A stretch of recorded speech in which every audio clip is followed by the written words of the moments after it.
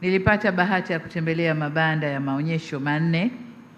Nimeona kazi wanazofundishwa wafungwa kwenye kazi za mikono, ushoni, utengenezaji viatu, ushoni wa nguo, lakini pia ushoni wa vitu nilivyokabidhiwa hapa. Utengenezaji viatu vizuri sana nimevikuta pale. Lakini kwenye ufugaji, maziwa na mazao ya maziwa, asali, ufugaji wa nyuki na mazao ya nta ile ya nyuki.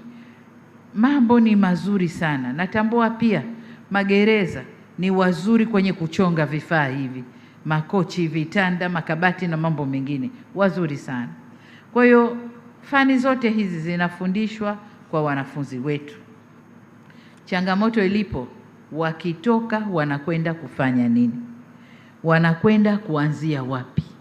Ujuzi wanao, changamoto ni mtaji wa kuanzia, pahala pa kuanzia. Anaweza akababaisha ndugu zake wakampokea akapata pa kuanzia, mtaji tatizo. Nimesoma katika ripoti zenu kwamba wakitoka wanaunganishwa na halmashauri, lakini na mifuko mbalimbali. Nilikuwa nanong'ona na mkuu wa jeshi na waziri kuanza sasa kufikiria sera ya kuanza kuwachangia magereza katika shughuli zetu mbalimbali, na jinsi tulivyojipanga kuendeleza jeshi la magereza.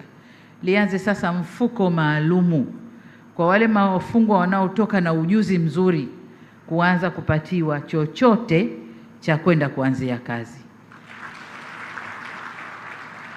ili wafungwa wale wasiwe wanarudi tena. Katika kutembelea maonyesho, niliongea na mmoja ambaye ananiambia, mimi sasa ni fundi mzuri wa kushona nguo za kike na nguo za kiume, ninashona vizuri. Tatizo langu nikitoka na kwenda kuanza wapi?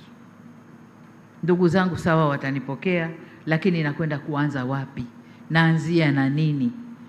Akaniambia kwamba wengi wanaorudi, na akasema, Mheshimiwa Rais, fanyeni utafiti, wengi wanaotolewa kwa msamaha au kwa kumaliza adhabu wanarudi tena kwenye magereza ni kwa sababu kule hawajui wafanyeje, hawajui waanzie wapi.